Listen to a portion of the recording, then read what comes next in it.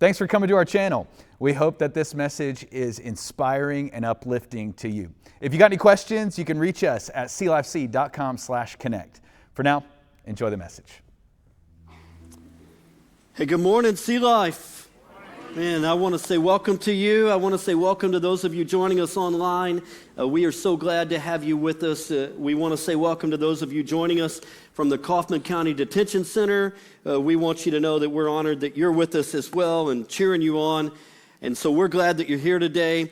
We are starting a brand new series called The Beauty of Jesus today. Super excited about that. Before we do that, though, I want you to recognize, I hope you recognize how amazing it is to be in a church where God is moving in really incredible ways. Do you know that? Like, God has done some incredible things here. And I get the privilege of every month our staff gets together, all of our staff from all of our campuses come together, and we always start our meetings telling some stories about ways that God is working. And every month I walk out of there just amazed that God is doing miraculous things. God's saving people. God's healing marriages. God is doing miraculous things. Every Wednesday night, we have about 1,000 or more teenagers across all of our 5 campuses gathering together to worship God. That's like, I said teenagers, like age 7th through 12th graders. Like they could do a lot of other things, could be doing a lot of other things, coming into rooms like this one to worship God.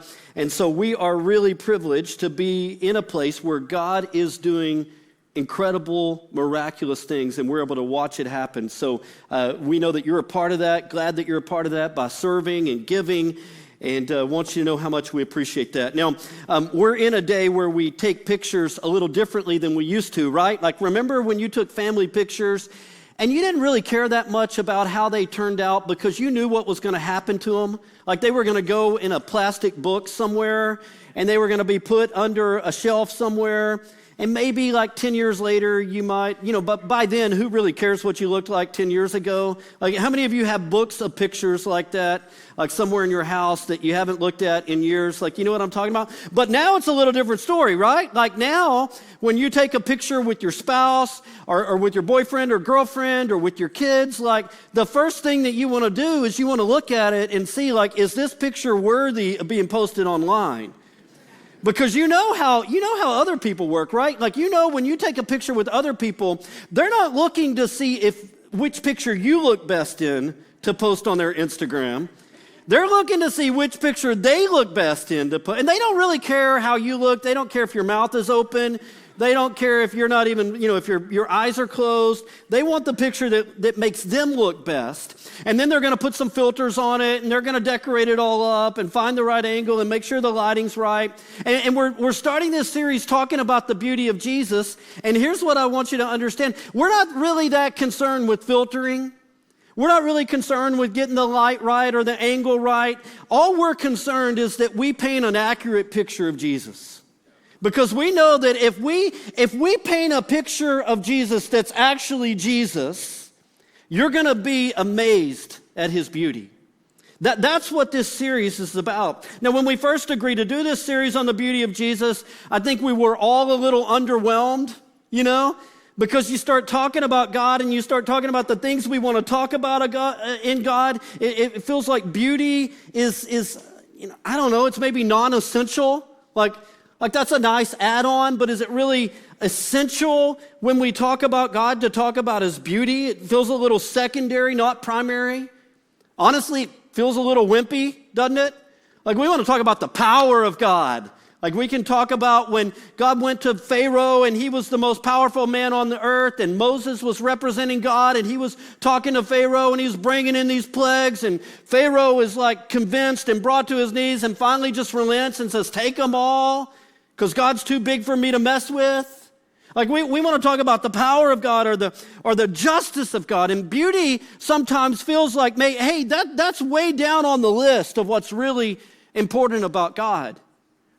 I found this psalm in Psalm 27:4. The psalmist said this. The psalmist said, one thing I have asked of the Lord that I will seek after, that I may dwell in the house of the Lord all the days of my life, to gaze upon the beauty of the Lord and to inquire in his temple. The psalmist seemed to think that gazing on the beauty of the Lord was important. That something changes in you when you really look, when you set your eyes on, when you set your face toward the beauty of the Lord. It does something to you.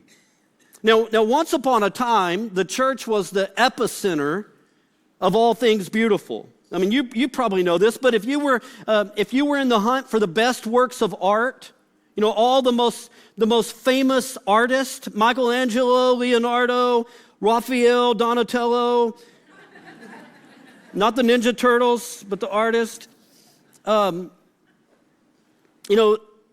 all represented the church. If you were looking for the best literature or the best storytelling or the best music out there, like you would go to the church for that. That was where you found the best art. The buildings themselves were works of art. If you've ever been in an old church or you've ever traveled to Europe and been in one of the cathedrals and you see these magnificent churches and buildings that are works of art, they make them out of precious metals and stained glass and ornate designs, and it's like they go to great detail for these to represent, like we want you to see in these buildings the beauty of God. When you walk in here, we want you to be awed by God. Now, it's kind of funny. Today, I think we approach it a little bit differently. And every once in a while, I'll be reading online and hear people like criticizing the church today, and like the church, you got all these screens and these lights and smoke and all this stuff. Why can't we just go back to the good old days when it was simple? And I'm like, do you know what they put into buildings in the good old days? It was complex and it was designed to be beautiful. And the way we approach it today is just another attempt to show you some of the beauty of God. Now, maybe we missed it, I don't know. I think when we talk about beauty, you can ask the question, what is beauty? And the reality is that if I was to come around to each person here, or maybe to come to you online and say, hey, give me what you would call beauty, I think a lot of us would have a hard time defining it, wouldn't we? It's much harder to define than it is to experience.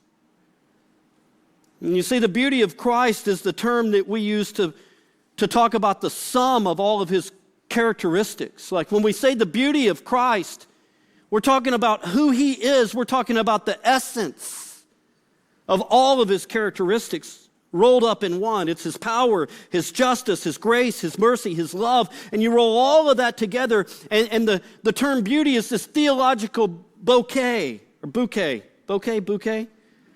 Is that online? Of all the things that we find compelling about God. And the reality is that you don't even have to be religious for this to resonate, do you? Like you'll be at work and it's been a while since your last vacation and you're dreaming about the next trip.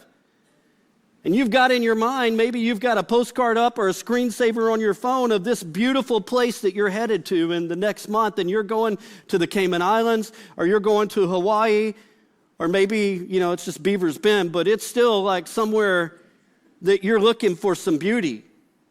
You're headed to the mountains. Now I'm making you all like wonder what you're doing here at the end of this spring break, right? Like other people, they're going to beautiful places. And why is it that man from every society has decorated things? Like you find pictures in caves where cavemen did artwork. You find people from every tribe around the earth that were engaged in some form of art and craftsmanship that goes beyond just utility. It goes beyond just what's useful. It's like we want to make things beautiful. There's something inside of us that does that. Why is it that we're not content with a man on a stage singing at a halftime show? But instead we got to put Usher on roller skates, right? Like we got to up the ante a little bit. Like let's make this thing better.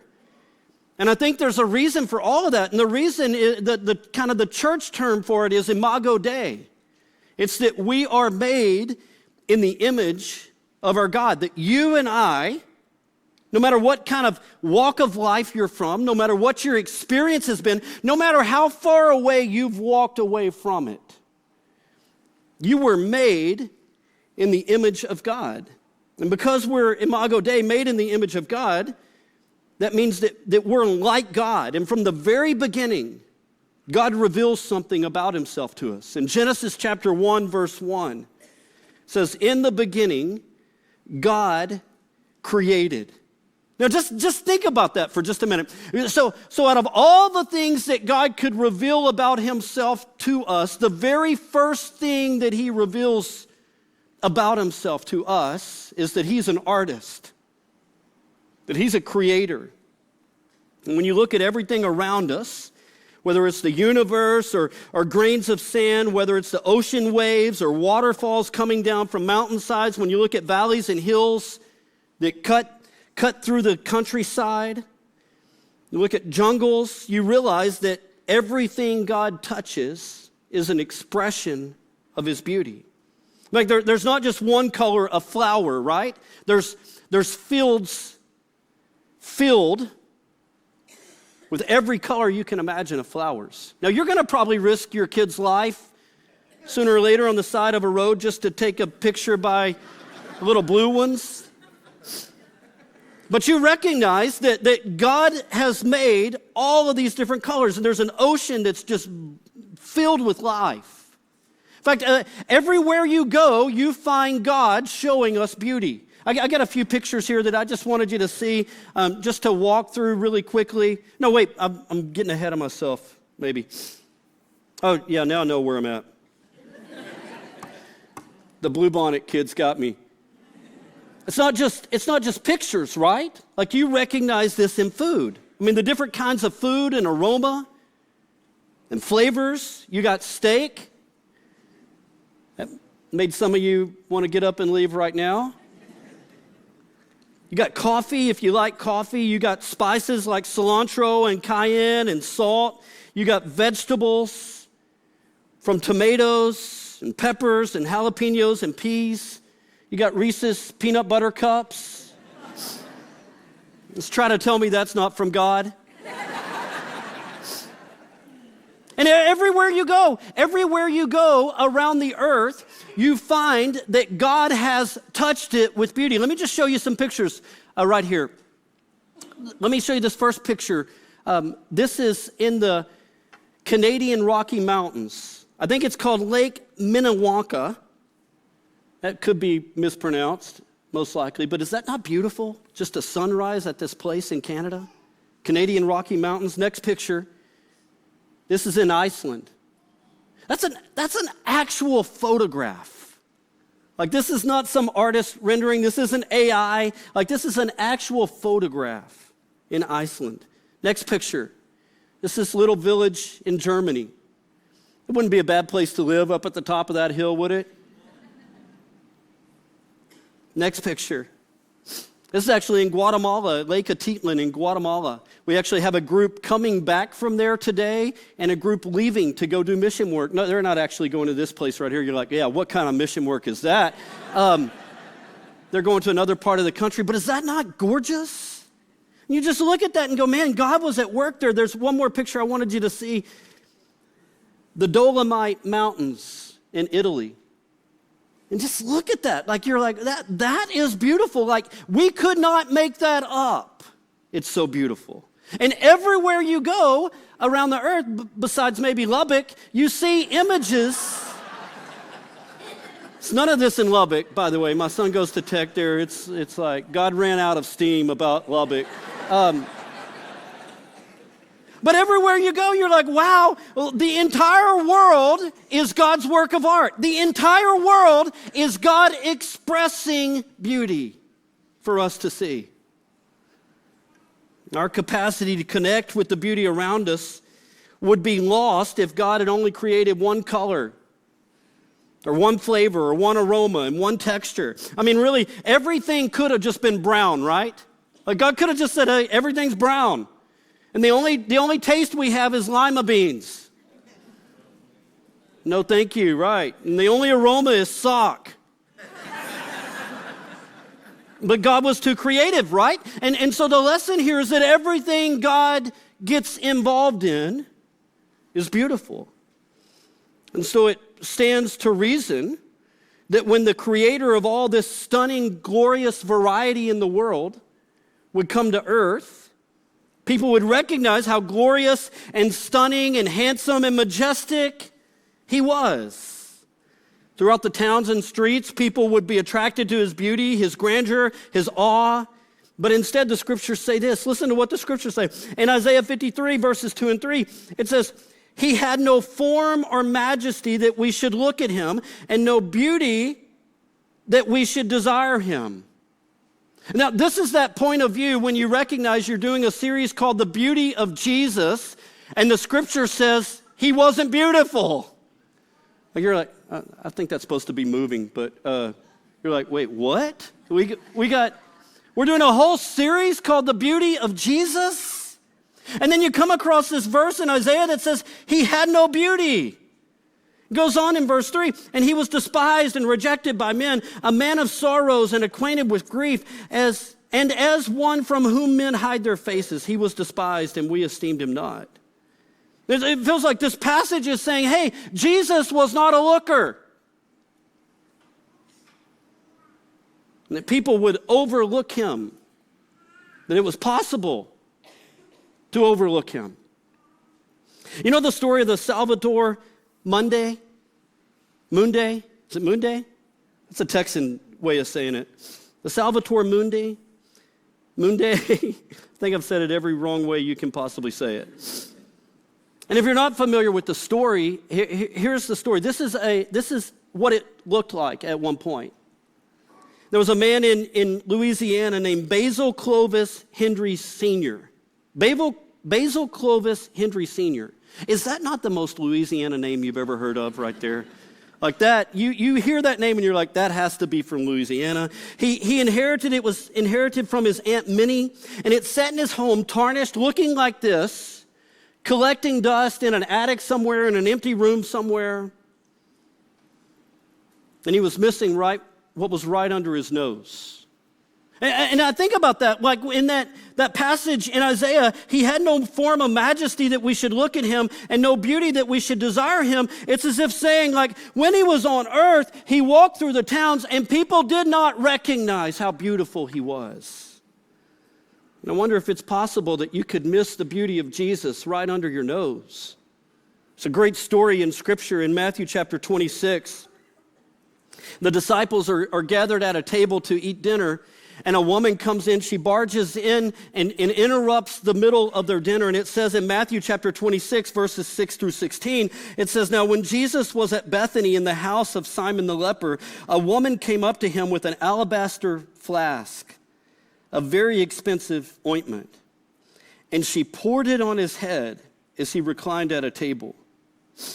And when the disciples saw it, they were indignant, saying, why this waste? For this could have been sold for a large sum and given to the poor. But Jesus, aware of this, said to them, why do you trouble the woman? For she has done a beautiful thing to me. For you always have the poor with you, but you will not always have me. In pouring this ointment on my body, she has done it to prepare me for burial. Truly, I say to you, wherever this gospel is proclaimed in the whole world, what she has done will also be told in memory of her. And then one of the 12, whose name was Judas Iscariot, went to the chief priest and said, what will you give me if I deliver him over to you?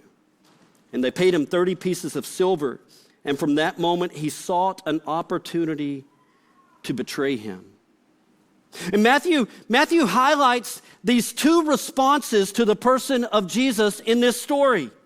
One is found in the person of Judas, and the other is found in the person of Mary. And Matthew paints this picture of both of them, like how different their responses were to the same person of Jesus. And despite spending these entire 3 years at Jesus' side, Judas missed Jesus altogether. Contrast that with the attitude of this woman who came to anoint Jesus. And we know from John's account that it was Mary, the sister of Lazarus. Mary was so overwhelmed with love and gratefulness to him that she poured out an expensive jar of perfume to anoint him with it.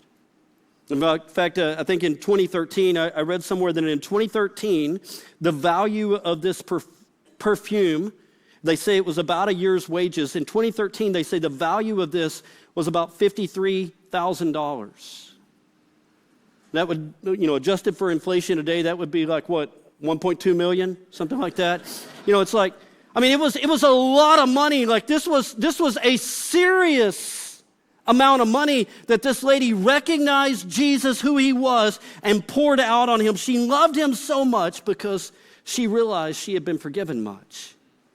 And she recognized something that everybody else in that room didn't recognize. I love it. Jesus' response in verse 10, it says, but Jesus, aware of this, said to them, talking about the disciples, wondering like, what's she doing? Why is she wasting all this? Jesus was aware of it and said to them, why do you trouble the woman? For she has done a beautiful thing to me. It's as if Jesus was saying, hey, she recognizes something that you're not getting. She's seeing something that you're not seeing. See, it's possible to be in the presence of something really beautiful and not recognize it. Back to the example of the painting, like the Salvadore Monday. And years later, it was sold off to a couple of stores around New Orleans, and finally someone took the time to see what it really was, and they began to restore it. And it looked like this. It was later sold for $450 million. Been sitting in old Basil's attic and didn't even recognize the value of it. And what I'm telling you today that we're hoping that you'll see is that we have a God who keeps dropping little hints of his beauty in our lives. We have a God who, when you look all over the world, you see these little glimpses into his beauty. And his cry for you and for me is that would you just get a deeper look at my beauty? I want to just tell you some things about the beauty of God, and we'll be done this morning. The first thing is that I would say he is the image of the invisible God. Jesus is the image of the invisible God. Colossians 1:15 says he is the image of the invisible God. Hebrews 1:3 says he is the radiance of the glory of God and the exact imprint of his nature. See, you and I, we are made in the image of God, but Jesus is the image of God. And there's a difference in the two, right? Like you recognize this. How many of you have ever seen a photograph of the Grand Canyon? 3 of us in the whole room. You've seen a photograph of the Grand Canyon, right? I've seen a photograph of the Grand Canyon, but a few years ago, my wife and I went to Sedona, Arizona, and we took a little day trip. We drove up to the Grand Canyon, and even though I had seen quite a few photographs of the Grand Canyon, it's not the same as when you sit on the edge of the Grand Canyon. Because there's a difference between a representation and the exact thing. There's a difference between made in the image of and the image of. And Jesus, is the image of the invisible God. Secondly, I'd want you to see that he's a beauty that all other beauties reflect. I love this verse in Psalm 19. Psalm 19 says, the heavens declare the glory of God, and the skies proclaim the work of his hands.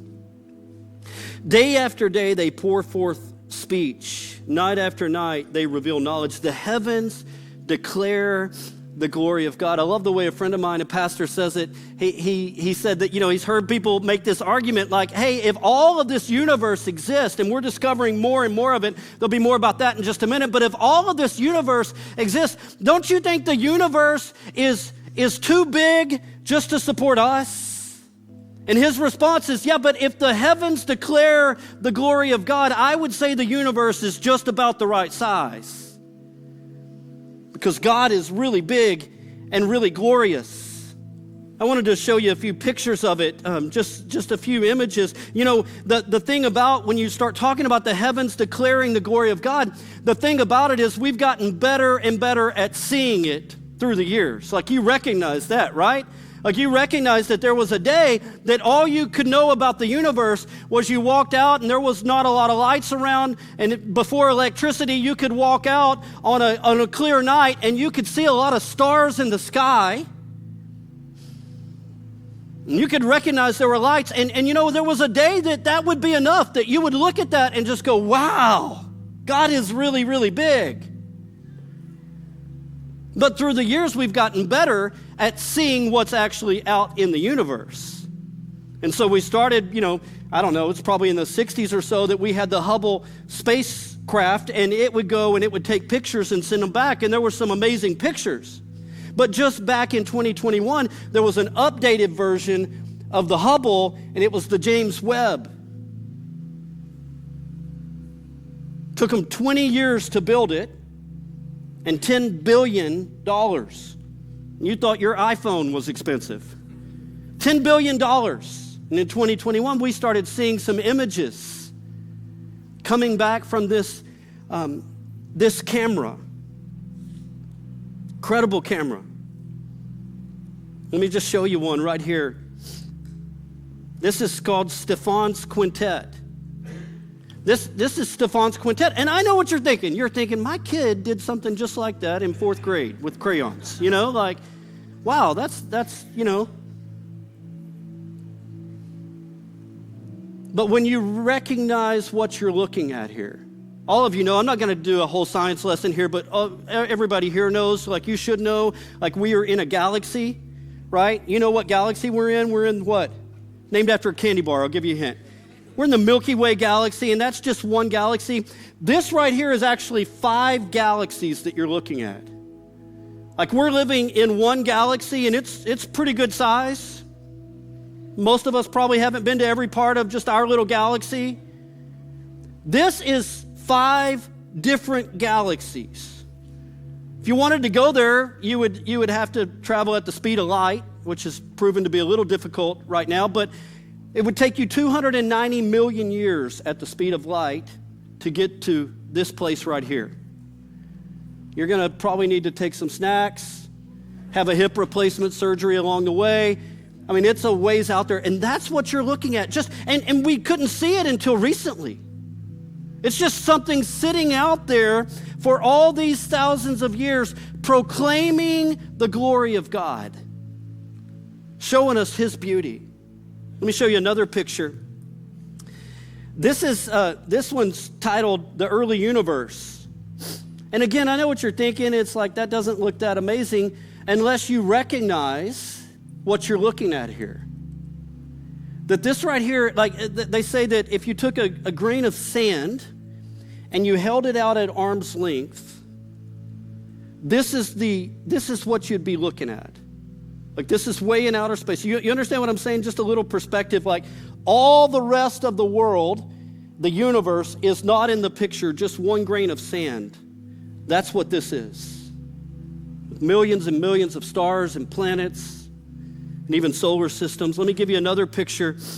This is called Carina Nebula. That's an actual photograph. That's actually in the Milky Way galaxy. It's in the southern part of the Milky Way galaxy. It's somewhere around 7,500 light years away. They've counted about 1,400 stars there. They say at least a dozen of those stars are somewhere between 500 and 1,000 times the size of our sun. Sitting out in our galaxy somewhere, declaring the beauty of God. Pointing us to hey, this is just a representation. This is just a little glimpse of how big and how great and how beautiful God is. Let me give you one more. This is a spiral galaxy called NGC 1300. It's they ran out of names. Milky Way was gone. Payday didn't sound too great. Let's just throw some letters and numbers on it and call it a day. But just so that you understand, this is 61 million light years away. 61 million light years away. From edge to edge, it's 110 million light years across it. And as we've gotten better, as we've gotten more capable, as we've had technological advances, we've been able to look further and further and further into outer space, declaring the glory of God, proclaiming His greatness and His beauty day after day, and gone, wow. Wow, God must be really big. In Colossians 1:16 and 17 says, for by Him, talking about Jesus, all things were created in heaven and on earth, visible and invisible, whether thrones or dominions or rulers or authorities. All things were created through Him and for Him. And He is before all things, and in Him all things hold together. And everything that is beautiful, everything that is good, everything that is wonderful is just a derivative of the divine. That means that anything that you've enjoyed that is beautiful or good or wonderful should compel you to behold Jesus.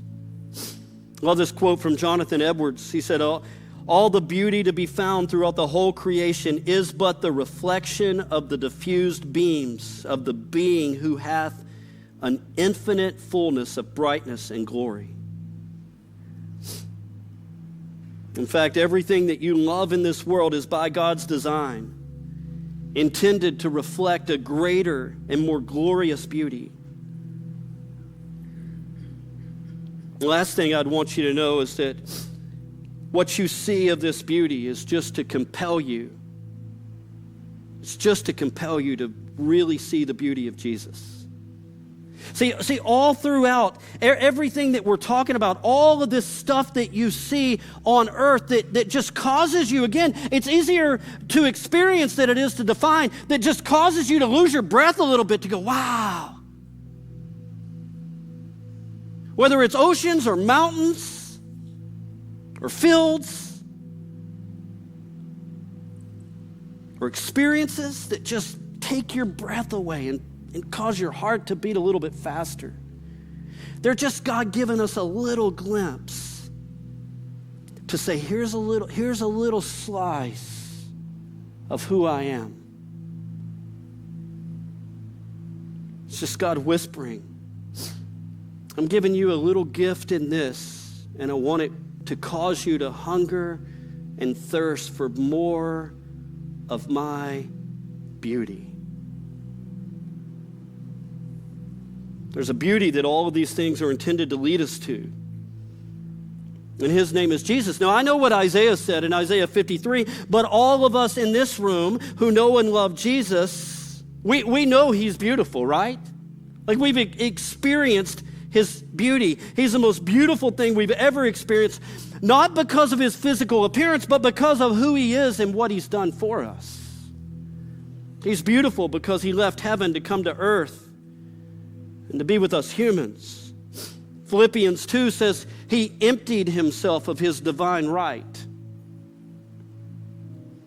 which means during His time on earth, He didn't demand others serve Him. He served them. In fact, right up until the night before He died, the night before He gave His life on the cross, you know what He did? He gathered His disciples up and he got down on His knees and He took a basin of water and He washed their feet. This is the Savior of the world who's about to give His life for the world.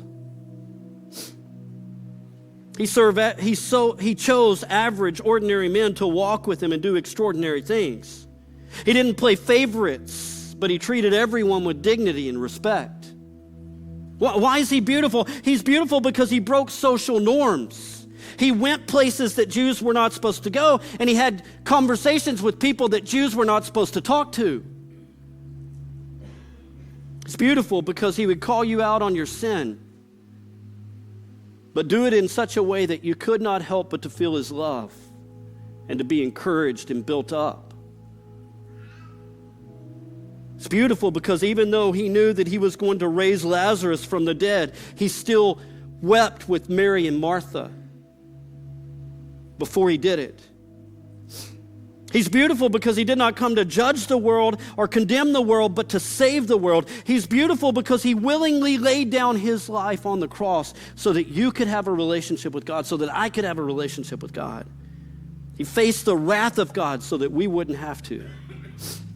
He's beautiful because as he was dying on the cross, he was concerned about who was going to take care of his mom. He said, John, behold your mother.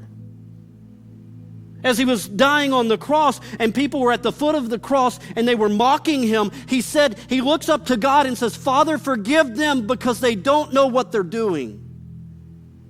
You see the beauty of Jesus. He's beautiful because he defeated death and shares that victory with us. He's beautiful because he's perfect and he calls us out of everything that is beneath our calling. He's beautiful to me. He's beautiful to me because I know his salvation. Because I know what my life would be like without him. He's beautiful to me because I've seen the salvation that he's brought to my children. That they've experienced this relationship with God through Jesus Christ. He's beautiful to me because in my darkest times, in the times when I felt most alone and felt darkness most alive inside of me, he was right there beside me. It's beautiful. And what I want you to understand today is that all of these glimpses that you see and that you recognize as beauty are just God whispering to you, I want you to see how beautiful I really am. Most of you know this. I've got a grandson now. His name's Malachi. Our oldest son, Caleb, has him. Now, don't let that cute face fool you. Like he comes into the house and he is a disaster waiting to happen. Like within about 20 seconds, he's got every cabinet in the kitchen emptied.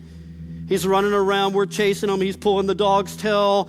He's taking decorations off the tables. He's like, I recognize why you have kids when you're young, right? Like it takes a lot of energy to have kids. And so my son and his wife, when we were raising kids, we wanted them to talk. We wanted them to speak words in English. They went straight to sign language. They taught him sign language things early on. And so one of the sign language things that they taught him, I don't know if it's this or this. Anybody know? You know what this means? This means more. How do y'all all know? I feel like I'm the only person on the face of the planet that didn't learn sign language. More. And so we've got this little game that we play. We've got a couple of little games that we play. One of them is he loves it when one of us goes and hides and he comes to find us, but he will not go by himself. Somebody has to carry them in his arms because he knows what's going to happen. I'm going to go hide. He's going to, go to my wife, say, pick me up, carry me. She's going to carry him. I'm going to hide behind a corner. And when he comes around the corner, I'm going to jump out and I'm going to scream and I'm going to, and he's going to jump like crazy. And I know that sounds mean. He is startled big time, but he never cries. He's startled and he jumps, and then it takes about maybe 6 seconds of recovery, and then he does this. Do it again. And we can do something like that for hours. And then the other game he likes to play is hide and seek.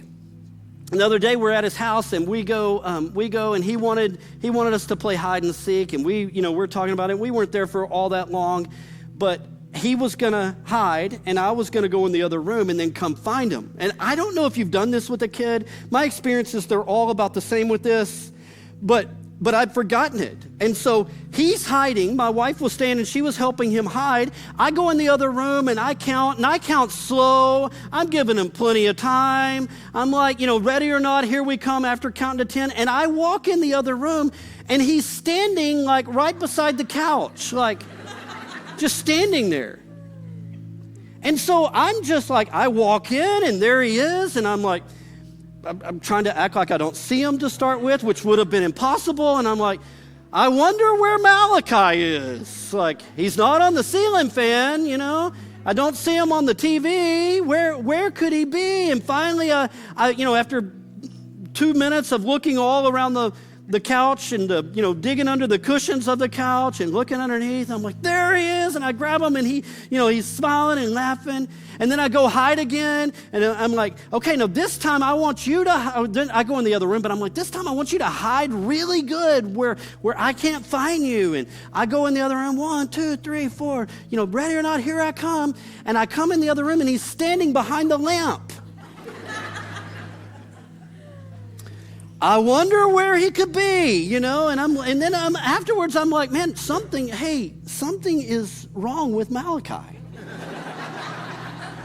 Like, we might need to get some help with this. Like, he's hide and seek challenged, you know, but I recognize that that wasn't it at all. That the reality is what you know. That he just loves to be found. And I want you to see today that God is the same way. That all these little pictures that you see of his beauty, all the things that have caused your heart to beat a little faster through the years, it's just a little glimpse of God saying, come on and see more of my beauty.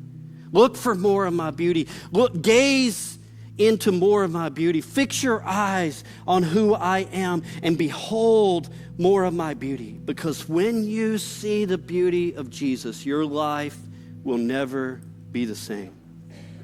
I'm just telling you, some of you, like, you've been wondering, like, how can I ever get this straightened out in my life? Like, I've had this addiction, I've had this thing going on in my life, and I can't tell you all the steps. There's probably some journey groups that you go to and that you need to go to and some steps you need to take. But I can tell you the first thing you need to do is fix your eyes on the beauty of Jesus.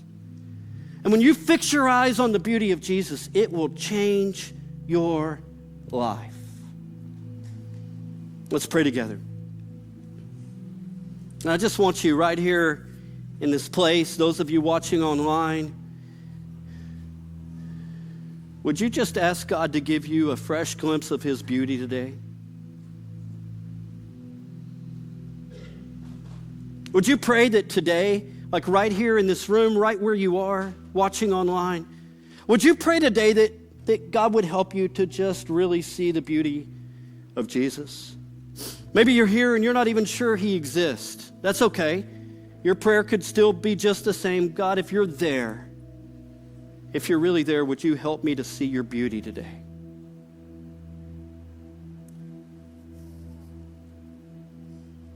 God, help us to behold you,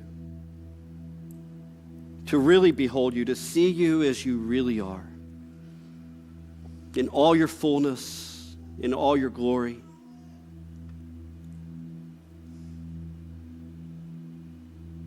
As we sing this song to you, help us to behold you.